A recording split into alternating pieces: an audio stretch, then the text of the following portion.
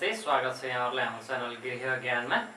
आज चाहिँ म्याथ्सको सर्कल अन्तर्गत थ्योरमहरु लिएर आएका छौं, जसमा चाहिँ एक्सपेरिमेन्टली र थ्योरेटिकली यो दुई किसिमका थ्योरमहरु आउने गर्छन् है सर्कलबाट। ओके, एक्सपेरिमेन्टली सजिलो छ, यो भन्दा अघिल्लो भिडियोहरुमा हामीले सिकाएका छौं एक्सपेरिमेन्टली थ्योरम चाहिँ कसरी गर्ने भनेर है।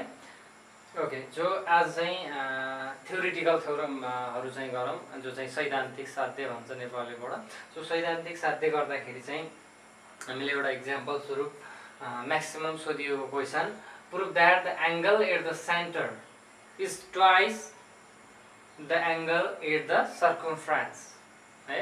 सेन्टर एंगल चाहिँ सर्कमफ्रेन्समा बनेको एंगल भन्दा डबल हुन्छ एउटै आर्कमा बनेको एंगल है, त्यो चाहिँ हामीले प्रुभ गर्नु छ।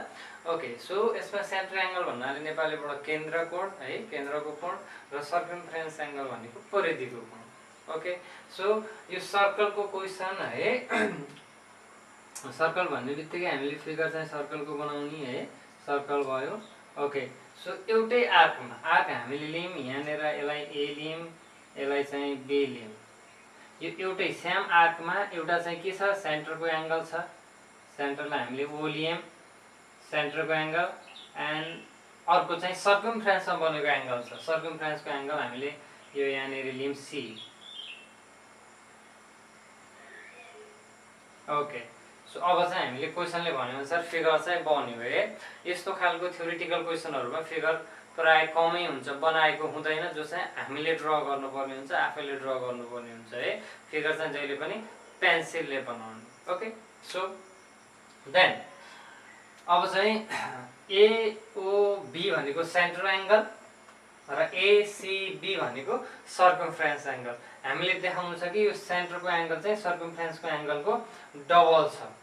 ओके, सो यो भन्दा अघिल्लो भिडियोमा हामीले बेसिक कुराहरु सिकेका छौं, यसको रिलेसनहरु कस्तो हुन्छ भनेर है। Centre angle, circumference angle and opposite arc, यो यिनीहरुको हामीले रिलेसनहरु चाहिँ सिकेका छौं। कसको रिलेसन कोसँग कस्तो हुन्छ है, डबल, हाफ, इक्वल, यो टाइपको रिलेसनहरु चाहिँ हामीले सिकेका छौं। अब यो बेसिसमा हामीलाई दुईटा एंगलको रिलेसन थाहा पाउँछ, केसँग, आर्कसँग है। सो यो हामीले पढाएका के छौं भने जहिले पनि एउटा सर्कलको सेन्टरको एंगल चाहिँ त्यसको अपोजिट आर्कसँग, यसमा आर्क भनेको एबी, यो ए देखि बी सम्मको यो सर्टेन पोर्सन, यो आर्क भनेको एबी भयो।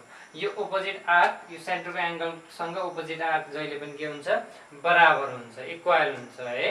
ओके, देन त्यही आर्कको ठ्याक्कै अपोजिटमा बनेको सेन्टर अथवा सर्कमफ्रेन्समा बनेको एंगल चाहिँ त्यो आर्कको आधा हुन्छ, हाफ हुन्छ। त्यो चाहिँ हामीले रिलेसन यहाँबाट एस्टाब्लिश गर्न सक्छौं।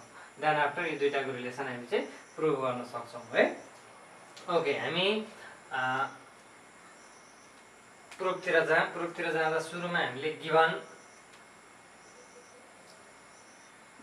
गिभनमा हामीलाई के दिएको छ, फिगरमा जे दिएको छ त्यही लेख्ने है। एउटा सर्कल छ जसमा सेन्टरको एंगल एओसी एओबी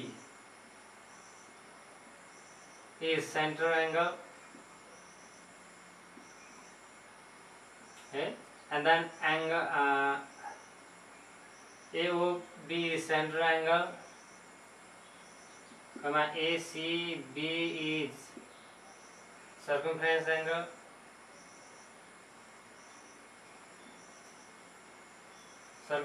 angle,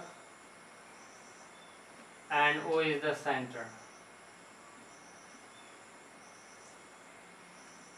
देखाउँछ यसमा के दिएको छ, हामीले तीनटा कुरा दिएको छ है, अथवा यो एबी आर्क पनि लिन सक्छौं हामीले। ओके, यसमा एउटा सेन्टरको एंगल छ एओबी र सर्कमफ्रेन्सको एंगल छ एसीबी, जसमा ओ भनेको सेन्टर हो, यो सर्कलको सेन्टर भनेको ओ हो है। ओके, सो देन प्रुफ, यसमा कन्स्ट्रक्सन हामीलाई थ्योरम गर्दाखेरि गिवन, कन्स्ट्रक्सन र टु प्रुफ भन्ने आउँछ है। सो यो यसमा कन्स्ट्रक्सनको जरुरत पर्दैन, पहिलो तरिकाले, यसलाई अर्को तरिकाले पनि गर्न सकिन्छ फर्स्टमा। ओके, सेकेन्ड पोइन्टमा चाहिँ टु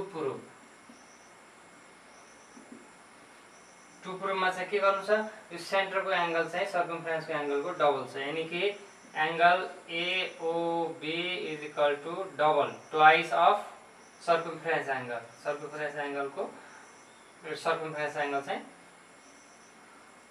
डबल हुन्छ एओबी। एओबी सेन्टरको रिलेसन चाहिँ सर्कमफ्रेन्स एङ्गलको डबल हुन्छ, angle ACB.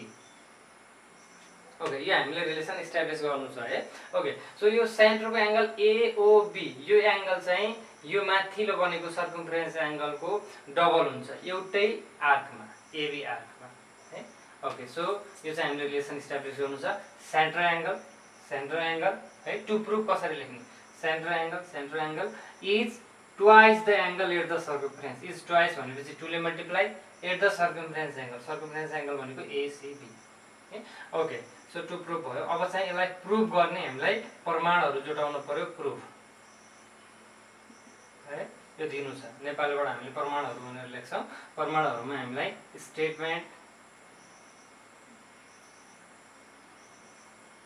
And reason,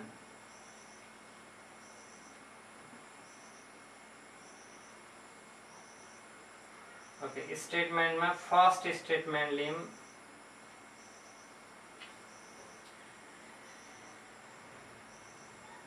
first statement angle AOB is equal to RAB, यो डिग्रीमा हुन्छ है। सो यो AOB is equal to RAB, हामीले के भन्यौँ अघि, सेन्टर एङ्गल चाहिँ त्यसको अपोजिट आर्कसँग बराबर हुन्छ है। सेन्टरको angle AOB is equal to opposite arc AB सँग हामीले बराबर देखायौँ। सो यसको रिजन चाहिँ के हुने भयो भने सेन्टर एङ्गल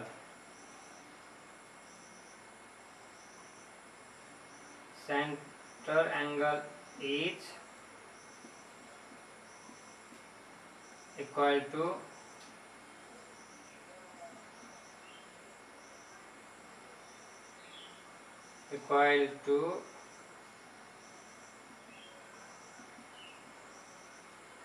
opposite arc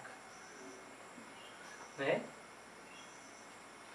यो सेन्टरको एङ्गल चाहिँ यसको अपोजिट आर्कसँग बराबर हुन्छ इन डिग्रीमा, डिग्री यहाँ दिएको छ। ओके, सेकेन्ड पोइन्टमा यो सर्कमफ्रेन्स, यस्तै सेन्टरको एङ्गल चाहिँ अपोजिट आर्कसँग बराबर हुन्छ भने सर्कमफ्रेन्सको एङ्गल पनि अपोजिट आर्कसँग आधा हुन्छ है। So angle ACB is equal to half of the AB है। सेन्टरको एङ्गल अपोजिट एङ्गलसँग बराबर हुन्छ भने सर्कमफ्रेन्स चाहिँ के अरे अपोजिट आर्कसँग बराबर हुन्छ। सर्कमफ्रेन्स एङ्गल चाहिँ अपोजिट आर्कको आधा हुन्छ। सो सेन्टर एङ्गल चाहिँ सर्कमफ्रेन्स एङ्गल चाहिँ अपोजिट आर्कको आधा। ओके, यसको रिलेसन चाहिँ रिजन सर्कमफ्रेन्स एङ्गल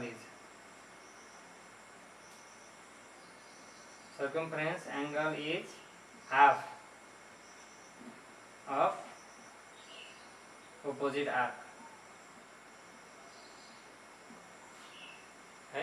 यसको अपोजिट आर्कसँग यो सर्कमफ्रेन्स एङ्गल चाहिँ अपोजिट आर्कको आधा हुन्छ इन डिग्री मेजरमा। ओके, सो यो यसलाई उल्टाउँदाखेरि थर्ड पोइन्टमा के आयो भने AB, arc AB is equal to double of angle ACB.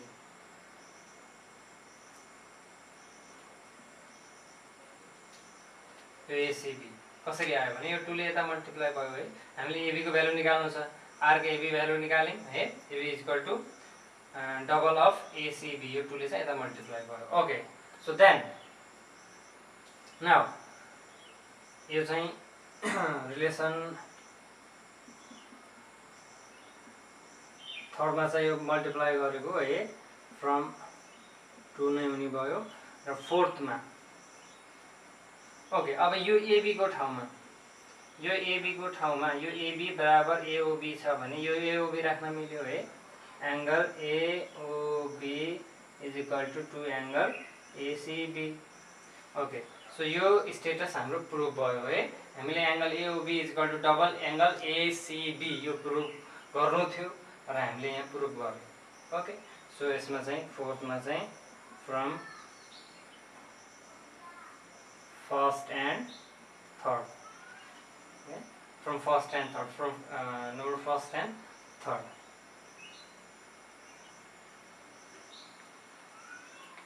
Okay, यसको तल कन्क्लुजन लेख्न पर्छ। कन्क्लुजन चाहिँ के हुन्छ म अहिले भन्छु। पहिला त्योभन्दा पहिला प्रुभ गर्न है। गिभनमा क्वेसनले जे भनेछ त्यो अनुसार फिगर ड्र गर्ने। सेन्टर एङ्गल र सर्कमफरेन्स एङ्गल चाहिँ एउटा आर्क लियौँ, सेम आर्कमा एबी है। सेन्टर एङ्गल बनायौँ, सर्कमफरेन्स एङ्गल बनायौँ। ओके, देन आफ्टर गिभन टिप्नु छ। गिभनमा हामीलाई जे जे दिएको छ त्यो टिप्नु छ। एउटा सेन्टर एङ्गल दिएको छ, नाम एबिसी, एक्स वाइ जेड कुनै पनि होला है। एउटा सर्कमफरेन्स एङ्गल दिएको छ र सेन्टर ओ दिएको छ। ओके, देन आफ्टर प्रुभ गर्न पर्ने के छ। यदि इनकेस त्यसरी फिगर अनुसार प्रुभ भएन भने चाहिँ कहिलेकाहीँ कन्स्ट्रक्सन गर्नुपर्ने हुन्छ, रचना गर्नुपर्ने हुन्छ, हामीले ड्रइङ गर्नुपर्ने हुन्छ है त्रिकोणमितिको लागि। ओके, सो यसमा चाहिँ जरुरी पर्दैन। ओके, प्रुफ के गर्नु छ भने centre angle is twice the circumference angle. Centre angle ABC AOB is twice the angle ACB. ACB भनेको सर्कमफरेन्स एङ्गल। ओके, अब यो प्रुफ गर्नतिर लाग्यो। रिलेसन हामीले के भनेका छौँ, सेन्टर एङ्गलको अपोजिट आर्कसँग रिलेसन बराबर हुन्छ। Centre angle AOB is equal to opposite arc है। Centre angle is equal to opposite arc. Okay, then circumference angle is half of the opposite arc. Circumference angle is half of the opposite arc. So यसैलाई यहाँबाट AB डिग्रीको value निकाल्दा यो 2 ले यता multiply गर्दा है arc AB is equal to 2 angle ACB हुन जान्छ यो थर्ड स्टेपमा।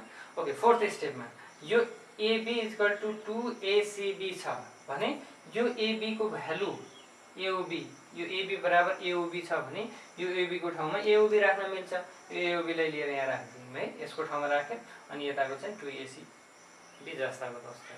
ओके, सो हामीले प्रुभ गर्न खोजेको स्ट्याटस चाहिँ प्रुभ भयो है। यो प्रुभ चाहिँ हामीले गर्यौँ। ओके, यसको कन्क्लुजन लेख्ने। कन्क्लुजनले पनि मार्क्स काट्न सक्छ, 1 अथवा आधा नम्बरको कन्क्लुजन चाहिँ हुन्छ है। ओके, कन्क्लुजन लेख्दाखेरि यो प्रुफ त्यसलाई हटाइदिने। The angle at the center is twice the angle at the circumference subtended by the same arc। यो पुरैलाई सार्ने, लास्टमा प्रुभड भनेर लेख्दिने, PROVED है। ओके, सो के गर्ने, यो प्रुफ त्यसलाई हटाइदिने। यो क्वेसन हो है। जस्तो व्हाट इज योर नाम भने होला, माई नेम इज लेख्नु पर्छ। यसमा प्रुफ द्याटलाई हटाइदिने, यो भन्दा पछाडि यहाँसम्म सार्ने पुरै कन्क्लुजनमा है। ओके, लास्टमा के जोड्ने, प्रुभड भनेर जोड्दिने है। ओके, सो यसरी चाहिँ यो थ्योरम चाहिँ गर्न सकिन्छ है।